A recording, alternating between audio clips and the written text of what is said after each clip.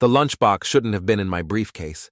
I'm staring at it now, this cheerful pink thing with unicorns dancing across the lid, sitting like an accusation among my repair shop invoices and oil-stained receipts. Olivia's lunchbox. The one my wife Lydia packed for her this morning with that same distracted smile she's been wearing for months. My name's Tom Bradford, and I fix things for a living. Cars, mostly.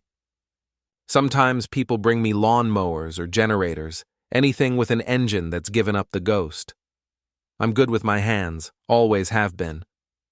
But right now, sitting in my cluttered garage at 11:30 on a Tuesday night, I can't figure out how to fix the sick feeling spreading through my gut.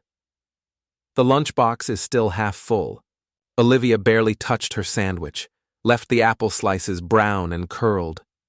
My 13-year-old daughter, who normally eats like she's storing up for winter, has been picking at her food for weeks now. Stomach aches, she says, tired all the time. I pop open my phone and scroll to Adrian Foster's number. Adrian and I worked together back when I was a paramedic, before I got tired of watching people die and opened the shop instead. He's a doctor now at Mercy General, still saving lives while I save transmissions. Tom? Jesus, it's almost midnight. What's wrong? Hey, Adrian, sorry to wake you. Quick question about food poisoning symptoms. There's a pause. Food poisoning? Who's sick? Olivia. She's been having stomach issues, fatigue, not eating much. Lydia thinks it's just a phase, but I trail off, looking at the untouched sandwich. Something about it bothers me, though I can't put my finger on what. How long has this been going on? Maybe 2 months? Started right after school began. Another pause, longer this time. Tom, I need you to listen to me carefully. Don't let Olivia eat anything else tonight. Bring her to the hospital first thing in the morning. Actually, bring her now. The sick feeling in my stomach turns to ice. Adrian, you're scaring me. Good. I should be. Tom, those symptoms. How's her hair? Any unusual thinning? I think about Olivia's beautiful brown hair, how much of it I've been finding on her pillow lately. Yeah, actually, Lydia said it was stress from starting 8th grade. Bring her in now, Tom. Right now. And bring that lunchbox. The line goes dead. I sit there for a moment, staring at the phone, then at the innocent-looking sandwich with its neat triangle cut. Lydia always cuts them that way, says it makes them more appealing. I'm halfway to the house when another thought hits me, cold and sharp as a blade between the ribs. Olivia has a trust fund from her mother, my first wife who died in a car accident when Olivia was 3. The money comes to her when she turns 18, but if something happens to her before then, it goes to whoever's caring for her. That would be Lydia, my wife of 8 years, the woman who's been making my daughter's lunches every single morning, the woman who's been getting more and more distant, more and more cold, the woman who's been working late almost every night at her advertising agency downtown. I push through the back door, taking the stairs 2 at a time. Olivia's room is at the end of the hall, and I can hear her soft breathing before I even reach the door. She's curled up small in her bed, looking pale even in the darkness. Liv? Sweetheart, wake up.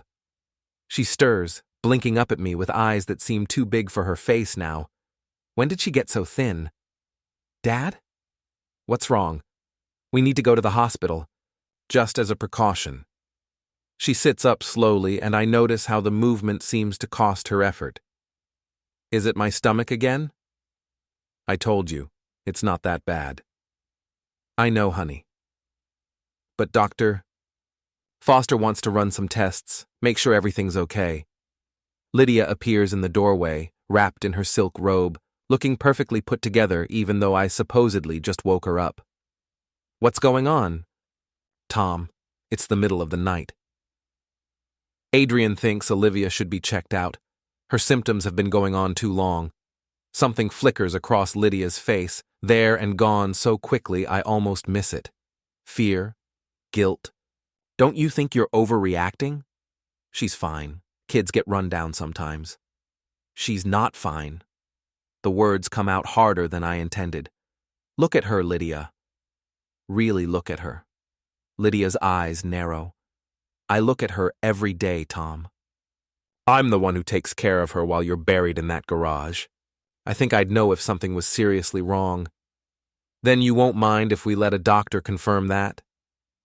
We stare at each other across Olivia's bed, and for a moment, I see something in my wife's face that I've never seen before. Something cold and calculating. Then she smiles, that bright advertising executive smile that's gotten her so far in life. Of course not.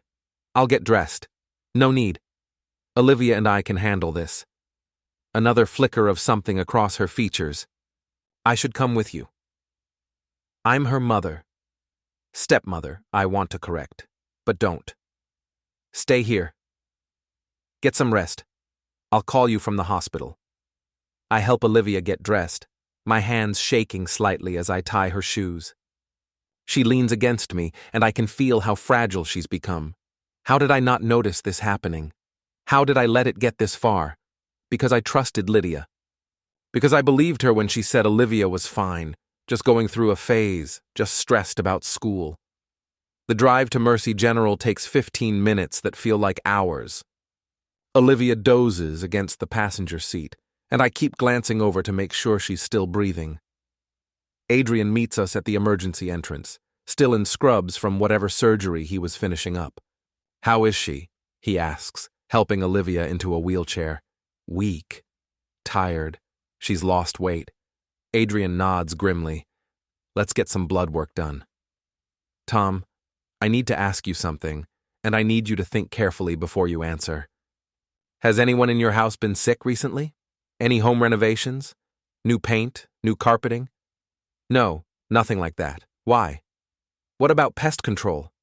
Any treatments for bugs or rodents? No. Then I remember. Wait. Lydia mentioned something about ant traps a few months ago. Said she put some around the kitchen. Adrian and I lock eyes over Olivia's head. Tom, I need you to go home and collect anything that might be relevant. Food from the kitchen, those ant traps, anything Olivia's been eating or drinking regularly. Adrian, what aren't you telling me? He glances at Olivia, who's fighting to keep her eyes open. Let's get these tests done first. But Tom, don't eat or drink anything at your house until I call you, and don't let your wife know what we're testing for. The blood draw takes forever. Olivia barely flinches when the needle goes in, which scares me more than if she'd screamed. Adrian promises to rush the labs, says he'll have results by morning. I drive home in a daze, my mind spinning through possibilities I don't want to consider. The house is dark when I pull into the driveway. Lydia's car is gone. At 3 a.m., I let myself in quietly and head straight for the kitchen. Everything looks normal. Clean counters, dishes put away, the coffee maker set up for morning. I open the refrigerator and start pulling out items, anything Olivia might have eaten recently. Milk, juice boxes, lunch meat, bread. The ant traps are under the sink, small plastic discs scattered in the corners. I gather them up, noticing that several are empty. When did we have an ant problem? I don't remember seeing any ants. I'm loading everything into a cooler when I hear Lydia's car in the driveway. I quickly close the refrigerator and head upstairs, making it to the bedroom just as she comes through the front door. Tom, she calls softly. Up here. How's Olivia? She appears in the doorway, still fully dressed. She's fine. They're keeping her for observation, but the doctor said it's probably just a virus. You can pick her up in the morning. I stare at her. You went to the hospital? Of course I did. I was worried. She starts undressing, hanging her clothes carefully in the closet. You should have waited for me. What did the doctor say exactly? Just what I told you. Probably a virus, maybe some stress. These things happen with teenagers. She slides into bed next to me, and I catch a whiff of her perfume. The expensive kind she only wears for special occasions, or for other men. The thought hits me like a physical blow. I lie there in the dark, listening to Lydia's breathing even out, thinking about trust funds and ant traps, and the fact that my wife was somewhere else at 3 a.m. while our daughter was in the hospital. My phone buzzes with a text from Adrian. Labs expedited. Meet me at 7 a.m. and Tom, bring that cooler. I close my eyes and try to sleep, but all I can think about is that lunchbox and the sandwich Olivia didn't eat. The sandwich cut into perfect triangles, made with love by a woman who might be slowly killing my daughter. When morning comes, everything is going to change. I can feel it in my bones, the same way I used to sense when a patient wasn't going to make it, no matter what we did in the back of that ambulance. Some things can't be fixed, but they can be avenged. Adrian's face tells me everything I need to know before he says a word. We're sitting in his office at 7 in the morning, the cooler of food between us like evidence at a crime scene. He's holding a printout of lab results, and his hands are shaking slightly. Tom, I need you to sit down. I am sitting down. Then hold on to something. He looks at the paper again, then at me. Olivia has chronic arsenic poisoning. Her levels are off the charts. Another few weeks of this and… The words hit me like a freight train. Arsenic. Poison. Someone has been poisoning my daughter. How long? My voice sounds strange, distant. Based on her hair and nail samples, I'd say 3 to 4 months. Consistent, regular doses. Small amounts, but steady. I think about Olivia's lunchboxes, the ones Lydia packs so carefully every morning. The special smoothies she makes for breakfast. The bedtime snacks she brings up on a tray. The food? Adrian nods grimly. We found traces in several items. The lunch meat, the juice boxes, even the bread. But Tom, the highest concentration was in those ant traps. What do you mean? They're not ant traps. They're containers for storing arsenic. Someone's been using them to keep a supply handy. He leans forward, his voice dropping. Tom, this is attempted murder. We need to call the police. No. The word comes out harder than I intended. Tom, your daughter almost died. Someone is systematically poisoning her. I said no. I stand up, pacing to the window. Outside, autumn falls is waking up. People heading to work, kids walking to school, normal life continuing while my world falls apart. If we call the police now, what happens? They investigate. They arrest whoever's doing this. And what evidence do they have? Some tainted food that could have come from anywhere? Ant traps that anyone could have placed? Adrian frowns. The lab results prove Olivia was poisoned. They don't prove who did it. I turn back to him. Adrian, I was a paramedic for 10 years. I know how these cases go. Without solid proof, without witnesses, it becomes he said, she said. And Lydia's smart. She's careful. So what are you suggesting? I think about Lydia's smile last night, the way she lied so smoothly about going to the hospital, the way she's been working late, staying out until all hours, the way she's been pushing for Olivia to eat more, to try new foods, to drink those special smoothies. I'm suggesting we get proof. Real proof. The kind that sticks. Adrian shakes his head. Tom, you're talking about vigilante justice. I'm talking about protecting my daughter. I sit back down, leaning forward. How long before Olivia recovers? If we stop the poisoning immediately, she should start improving within a week or two. Full recovery in a month, maybe less. And if someone were to continue poisoning her? His face goes pale. Tom, don't even think about how long? 2 weeks, maybe 3. The damage to her organs is already significant. I nod, filing that information away. Keep her here. Tell Lydia she needs to stay for more tests. Buy me some time. Time for what? To catch a killer. I leave the hospital with a plan forming in my mind. First stop is Jake Morrison's boxing gym on the south side of town. Jake and I go way back. We served together in the National Guard before I became a paramedic. He runs a small gym now, trains fighters, teaches self-defense. More importantly, Jake knows how to handle situations that require a certain level of discretion. The gym is empty except for Jake, who's wrapping his hands for a workout. He's in his mid-40s like me, but still built like the soldier he used to be. Tom Bradford. Hell, I haven't seen you in months. How's the family? That's what I need to talk to you about. I tell him everything, the poisoning, the evidence, my suspicions about Lydia. Jake listens without interruption, his expression growing darker with each detail. Jesus, Tom. You sure about this? The lab results don't lie. No, I mean, are you sure you want to handle it this way? Because once you start down this road, there's no going back. I think about Olivia in that hospital bed, looking so small and fragile. I think about the trust fund, the insurance policies, the way Lydia's been pushing for Olivia to eat more even as she's been getting sicker. She tried to kill my daughter, Jake. For money. He nods slowly.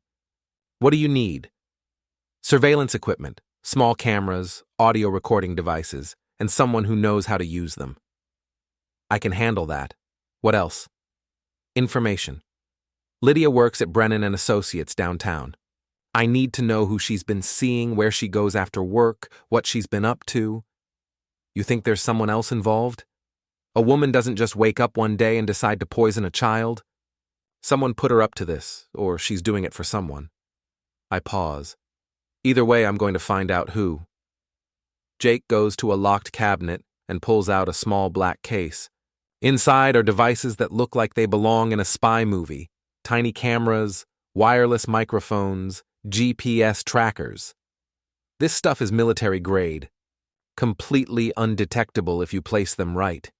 He shows me how each device works, how to access the feeds remotely.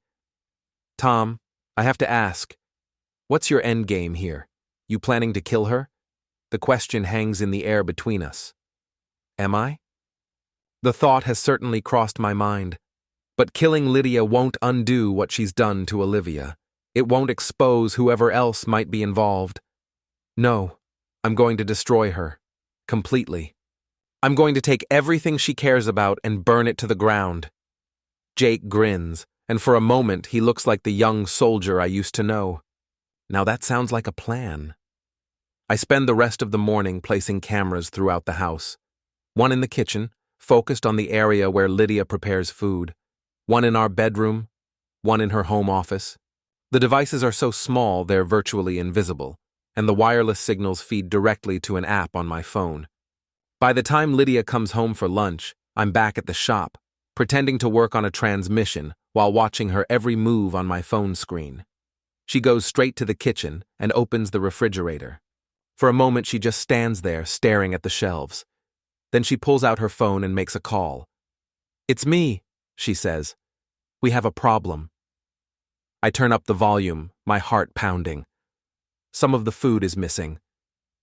Tom must have taken it to the hospital. A pause. No, I don't think he knows anything yet. But we need to be careful. Another pause, longer this time. Fine. But after this, I'm done. The kid was supposed to be dead by now, and every day we wait increases the risk. She opens the freezer, moving items around. I'll handle it tonight. One large dose in her IV when I visit. It'll look like complications from her illness. My blood turns to ice. She's planning to finish the job at the hospital. Don't worry about Tom. He trusts me completely, always has. She laughs, a sound like breaking glass. Stupid bastard never even questioned why I married him in the first place. A grease monkey with a sick kid and a pile of medical bills? I must have seemed like a godsend. The call ends, and Lydia puts her phone away. She opens a cabinet and pulls out a small vial of clear liquid, holding it up to the light. Then she drops it into her purse and heads for the door. I'm already moving, grabbing my keys and heading for my truck. I call Adrian as I drive. She's coming to the hospital. Tonight, she's going to try to finish what she started. Tom, slow down. What are you talking about? I recorded her. She's planning to poison Olivia's IV. You need to move her now. Jesus. Okay. I'll transfer her to a secure room, post a guard. Tom, this is enough evidence to… Not yet. I need to know who she's working with. I hang up and call Jake. Change of plans. I need you to follow Lydia tonight. See where she goes, who she meets with. You got it. What about you? I'm going to pay a visit to her office. See what other secrets she's been keeping. Brennan and Associates is housed in a gleaming glass tower downtown, the kind of building that screams success and money. I know from Lydia's stories that she works late most nights, often staying until 9 or 10.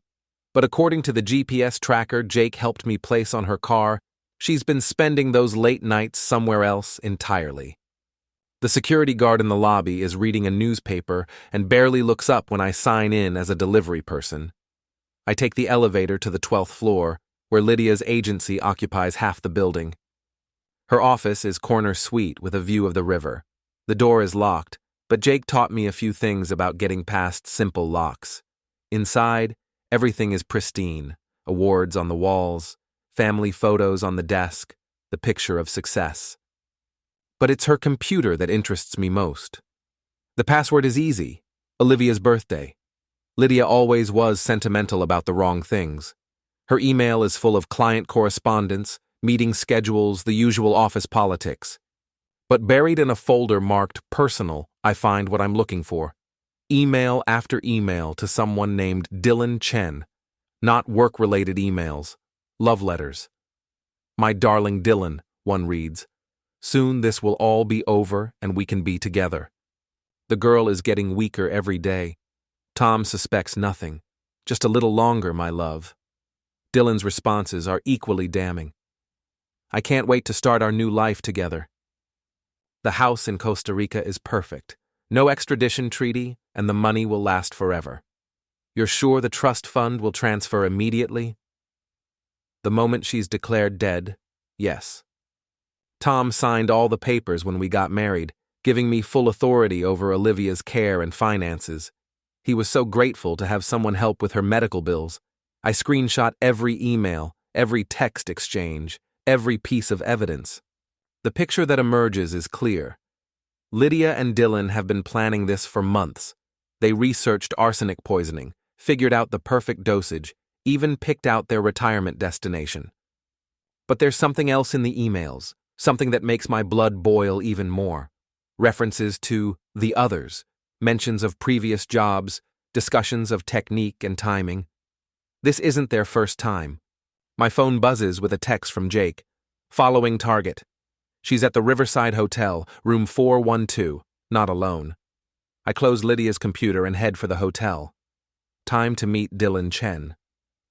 The Riverside is the kind of place where people go when they don't want to be seen. I slip the desk clerk a 20 and get a room on the 4th floor, 3 doors down from 412. Through the thin walls I can hear voices. Lydia's laugh, high and bright. A man's voice, deep and smooth. They're celebrating something. I press my ear to the wall and listen. To phase 1, Dylan says. By tomorrow night, we'll be halfway to Costa Rica. I still can't believe it's finally happening, Lydia replies. I was starting to think she'd never get sick enough. The beauty of arsenic is its consistency. Unlike some of our previous subjects, children are much more predictable. Previous subjects. I was right. They've done this before. How many does that make now? Lydia asks. Including the girl? 7. Though she'll be our biggest payday yet. $2 million is nothing to sneeze at. They clink glasses, toasting the murder of my daughter. I've heard enough. I pull out my phone and start recording, pressing it against the wall. For the next hour, I document their entire conversation, their methods, their previous victims, their plans for escape. By the time they're finished, I have enough evidence to put them away for life. But that's not enough. Not for what they've done to Olivia. Not for what they were planning to do. I head back to Jake's gym to plan the next phase of my revenge. Because destroying Lydia and Dylan isn't enough anymore. I want them to suffer the way they made my daughter suffer. I want them to feel helpless and afraid. I want them to know what it's like to be slowly poisoned by someone they trust. The game is just beginning. Jake is waiting for me when I get back to the gym, along with someone I wasn't expecting. Detective Maria Santos from the Autumn Falls PD. My heart stops for a moment until Jake raises a hand. Relax, Tom. Maria's good people. We served together in Afghanistan. Maria is a small woman with sharp eyes and graying hair pulled back in a tight bun.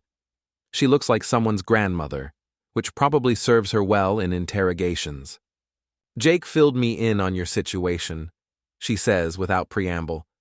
Normally, I'd tell you to bring this evidence to the department immediately. But I've been tracking a pattern of suspicious deaths across New England for the past 2 years. Wealthy men and women dying of apparent natural causes, leaving everything to spouses or caregivers who disappear shortly after. She pulls out a tablet and shows me photos, newspaper obituaries, death certificates, police reports. Richard Hartwell, Boston. Died of apparent heart failure, left $2 million to his wife of 6 months. She moved to Mexico a week after the funeral. Jennifer Morrison, Portland. Cancer, they said. Left everything to her live-in boyfriend. He disappeared the day after the will was read. Thomas Chen, Burlington. Food poisoning that turned into organ failure. His brother Dylan inherited everything. I look up sharply. Dylan Chen is Thomas Chen's brother? Was. Thomas died 8 months ago. Dylan was his only heir. Maria swipes to another screen. Dylan's been very busy since then. New identity, new girlfriend, new target. Olivia. Your daughter's trust fund makes her the perfect victim. Young, vulnerable, with a stepmother who has legal authority over her care. Maria's expression hardens. These people are predators, Tom.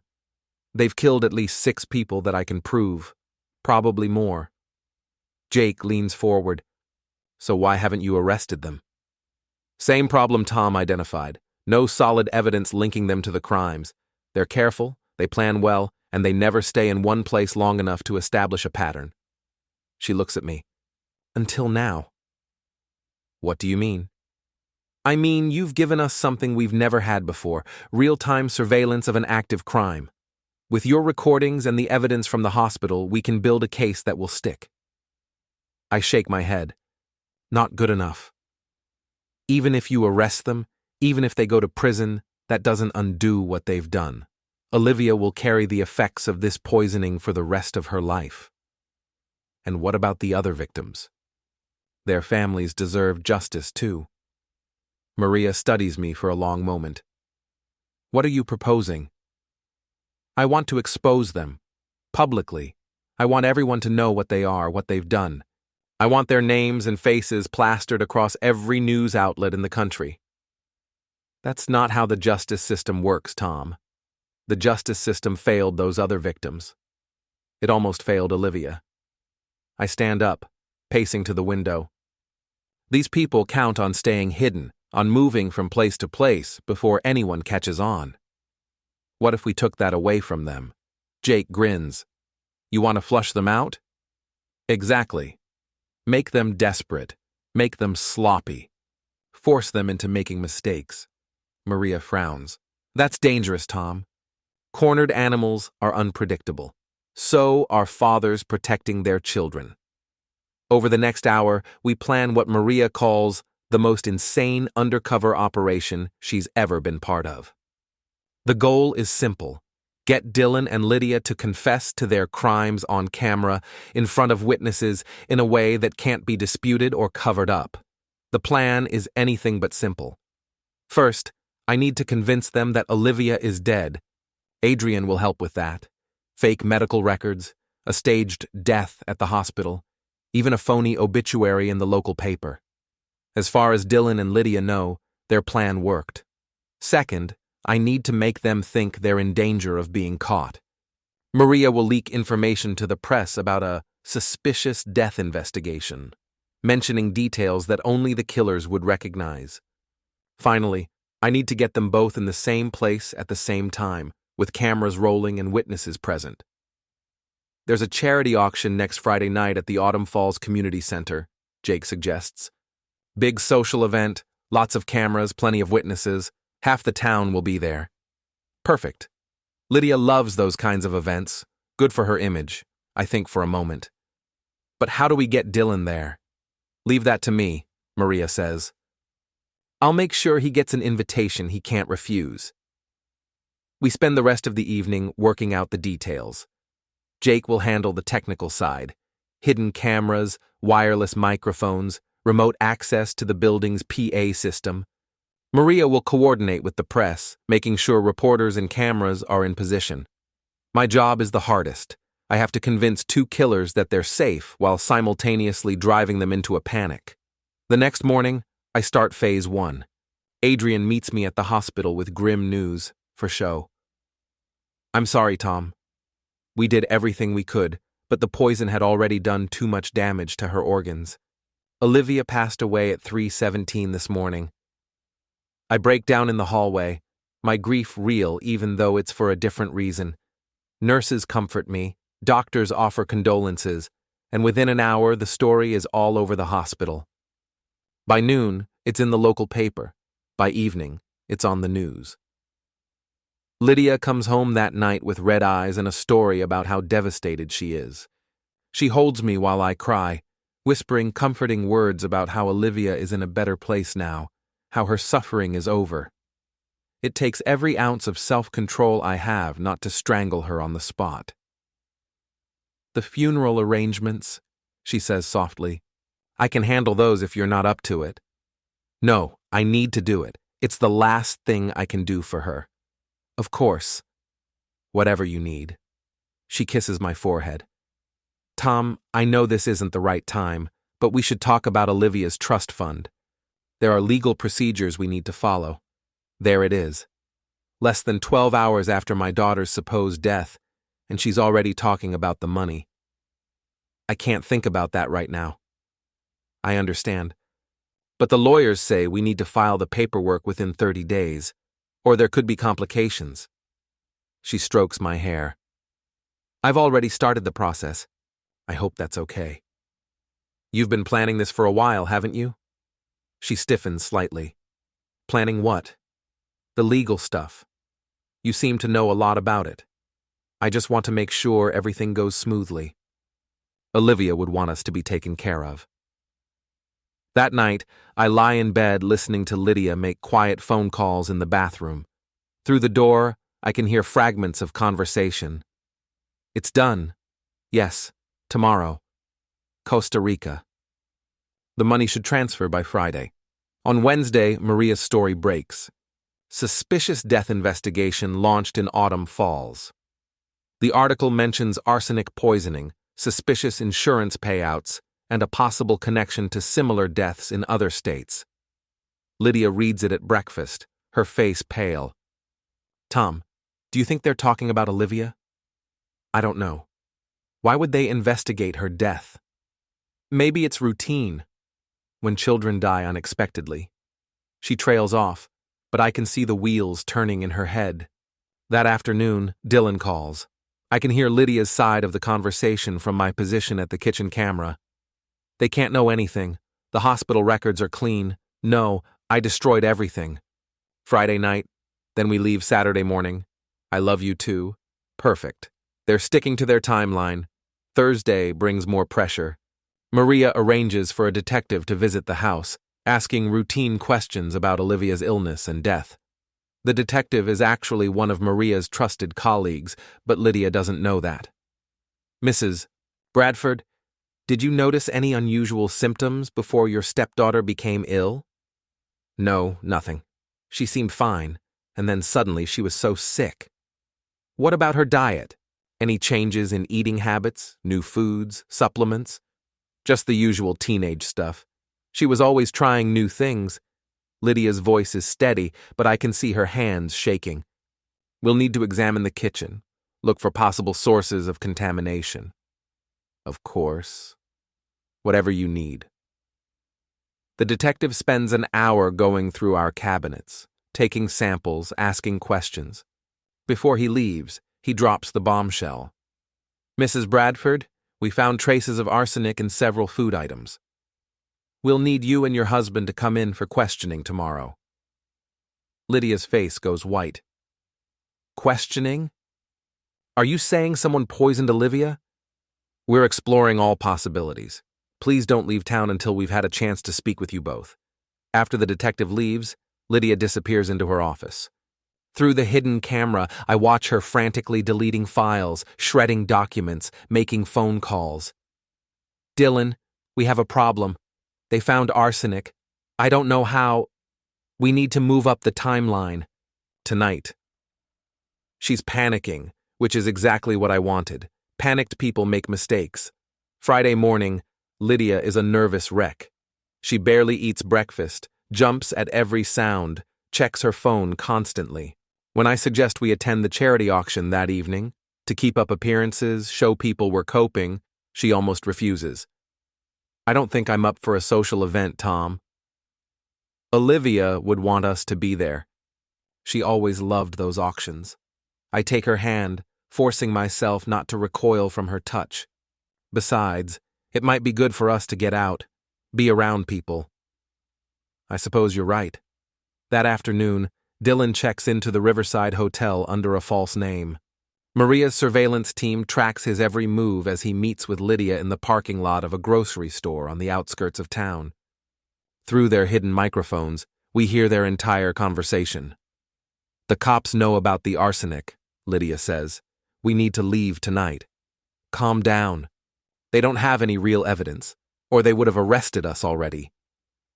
Dylan, they're going to question us tomorrow. What if they won't. We've been careful. After tonight's auction, we disappear. By the time they realize we're gone, we'll be in Costa Rica with new identities and $2 million. What about the others? What if they connect us to Thomas, or Richard, or... They won't. Each job was in a different state, different methods, different timelines. There's no pattern they can prove, except there is. Maria has been building that pattern for 2 years, and now she has the final pieces. At 6 o'clock, I put on my best suit and prepare for the performance of my lifetime. Tonight, Dylan Chen and Lydia Bradford are going to confess to multiple murders in front of half the town. And I'm going to make sure the whole world hears every word. The Autumn Falls Community Center is packed by 7 o'clock. The annual charity auction draws people from all over the county. Politicians, business owners, socialites, and anyone else who wants to be seen supporting a good cause. Tonight's beneficiary is the Children's Hospital, where Olivia is supposedly dead, which adds a bitter irony to the whole event. I work the room like a grieving father should, accepting condolences and telling people how much their support means to me. Lydia stays close, playing the devastated stepmother perfectly. If I didn't know better, I'd almost believe her performance. Tom, Lydia, I'm so sorry for your loss. Margaret Brennan, Lydia's boss, approaches with tears in her eyes. Olivia was such a sweet girl. Thank you, Margaret. That means a lot. Lydia's voice catches just right, the perfect amount of emotion without being overdramatic. If there's anything the agency can do, anything at all. Actually, I say, there is something.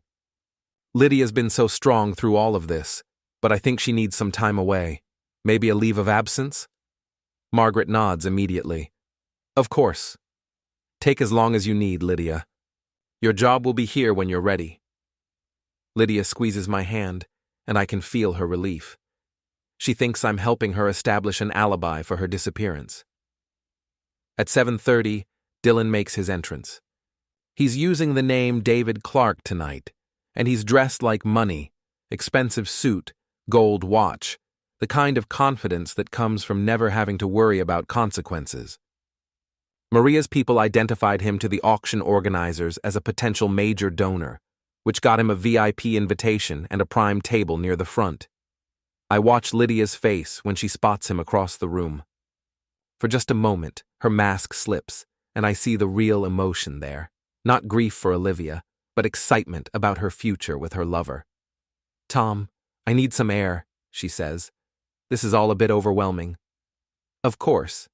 Take your time. She heads for the side exit, and I know she's going to find a way to communicate with Dylan. Through my earpiece, I hear Jake's voice. Both targets are in position. All cameras are active. The auction begins with the usual speeches and presentations. I'm scheduled to speak later in the evening about the children's hospital and how they tried to save Olivia. It's going to be the performance of my career.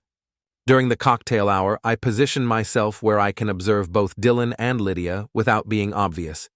They're being careful not to interact directly, but I catch the subtle signals. A raised glass here, a meaningful look there. They're communicating in the way that lovers do, confident that no one else understands their secret language. At 8:15, my phone buzzes with a text from an unknown number. Meet me in the storage room behind the stage. 5 minutes. Perfect. She wants a private conversation, probably to coordinate their exit strategy. I wait exactly 5 minutes, then slip away from the crowd. The storage room is dark and cramped, filled with folding chairs and decorations from past events. Lydia is waiting for me, and in the dim light, she looks different, harder. The mask of the grieving stepmother is completely gone. Tom, we need to talk. About what? About what happens next. About us. She steps closer, and I can smell her perfume. The same scent I caught that night she came home late from the hospital. I know this is difficult, but we have to think about the future. The future? Olivia's death is a tragedy, but we can't let it destroy our lives. We're still young. We still have so much ahead of us. Her hand touches my arm. I've been thinking we should take a trip. Get away from all of this sadness. Start fresh somewhere new. Where did you have in mind? Somewhere warm. Costa Rica, maybe. I've heard it's beautiful there. The words are exactly what I expected, but hearing them still makes my blood boil. She's standing 3 feet from where hundreds of people are raising money for sick children, and she's trying to convince me to run away with my daughter's blood money. That sounds nice, I say. When were you thinking? Soon. Tomorrow, maybe.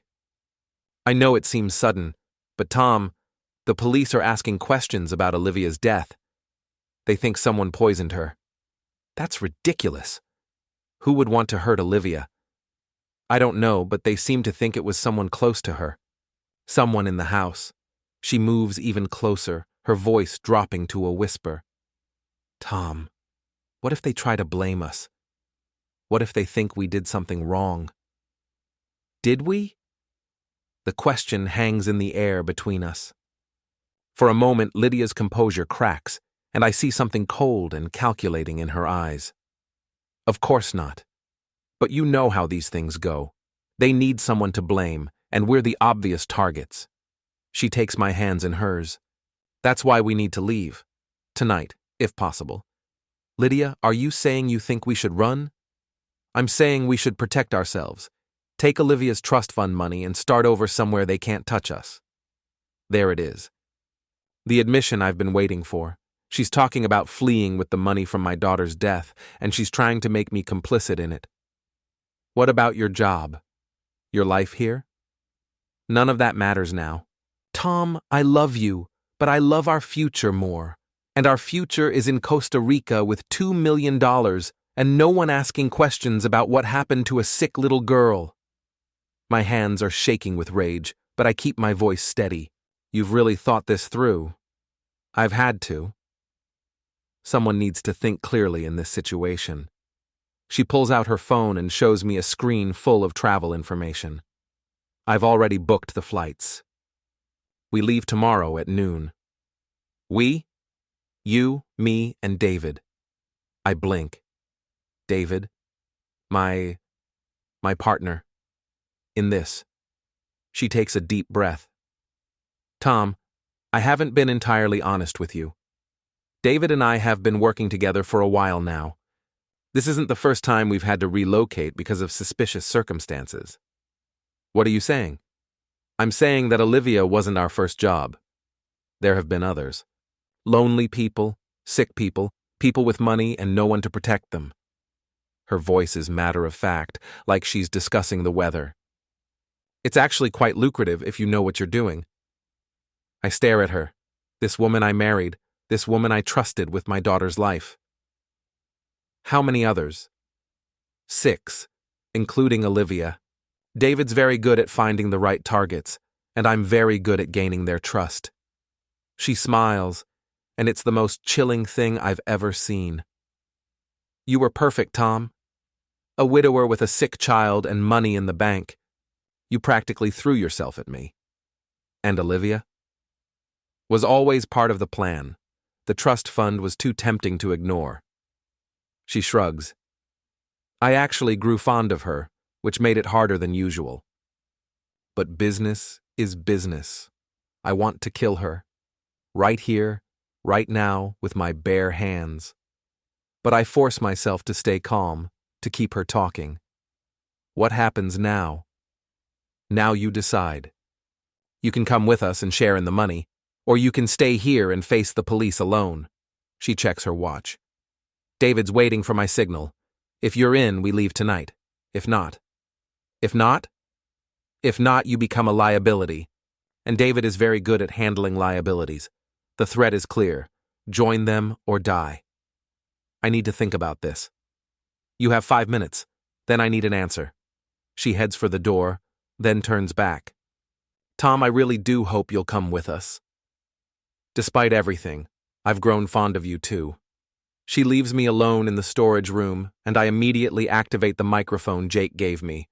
Every word of our conversation has been recorded and broadcast to Maria's team. Through my earpiece, I hear Maria's voice. We got it all, Tom. That's enough for multiple murder charges. But I'm not done yet. I want Dylan's confession too. I want the whole story, all the victims, every detail of their operation. I return to the main hall, where the auction is in full swing. Dylan is bidding on a weekend getaway package, playing the role of the generous philanthropist. When he sees me, he raises his glass in a subtle toast. He has no idea that in 10 minutes, his whole world is going to come crashing down. At 9 o'clock, I take the stage to give my speech about the children's hospital. The room falls silent as I approach the microphone, hundreds of faces looking up at me with sympathy and respect. Thank you all for coming tonight, I begin. As most of you know, we lost our daughter Olivia this week. She was 13 years old, and she died from arsenic poisoning. A murmur runs through the crowd. This isn't the speech they were expecting. The police are investigating her death as a homicide. Someone in our house, someone we trusted, was slowly poisoning her for months. The murmur becomes a buzz of shocked conversation. I can see Lydia near the back of the room, her face pale with panic. I know who killed my daughter, I continue. And they're here tonight. The room erupts. People are standing, looking around, trying to figure out what's happening. I can see Dylan pushing toward the exit, but Maria's people are already in position. Lydia Bradford, my wife, murdered Olivia for her trust fund money, and she didn't act alone. Security guards appear at the exits. The room is sealed. Her partner is David Clark, also known as Dylan Chen. Together, they've killed at least 6 people across New England, always for money, always targeting the vulnerable. Lydia is trying to reach the stage, probably to stop me, but the crowd is too thick.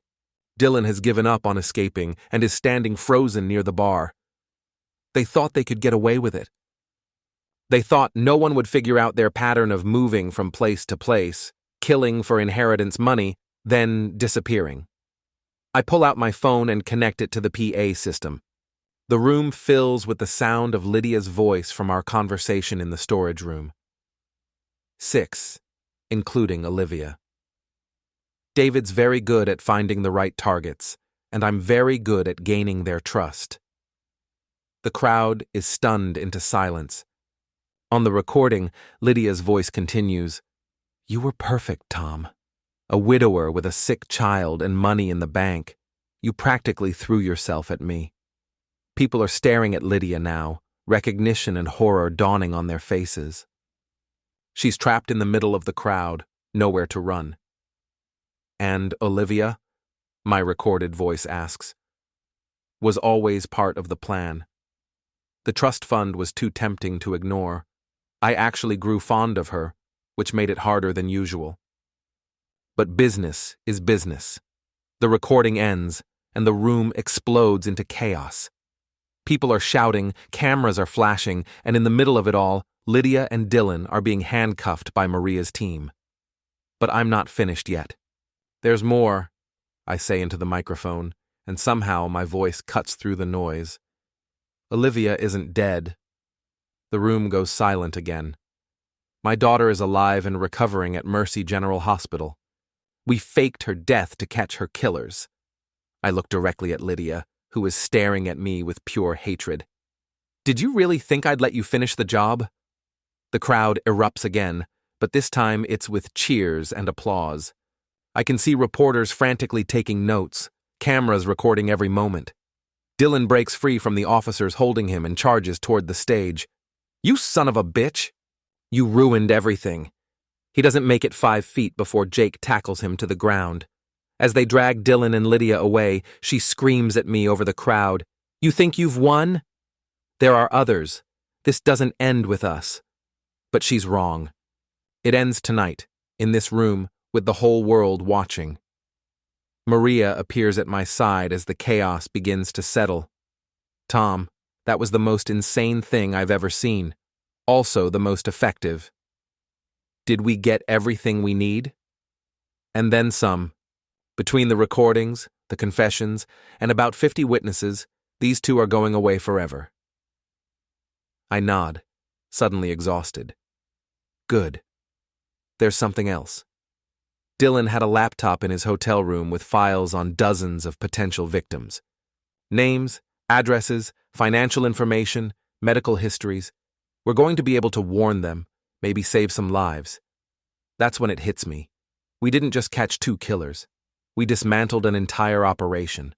As the police finish clearing the scene and the reporters pack up their equipment, I slip away from the community center and drive to the hospital. Olivia is awake when I arrive, looking tired but alert. Dad, is it over? It's over, sweetheart. They can't hurt you anymore. She nods and closes her eyes. Good. I was getting tired of pretending to be dead. I sit beside her bed and watch her sleep, thinking about justice and revenge and the difference between the two. Tonight, I chose justice. But if things had gone differently, if they had actually killed my daughter, I'm not sure I would have made the same choice. Some lines, once crossed, can never be uncrossed. But tonight we didn't have to find out where mine was. Mine was.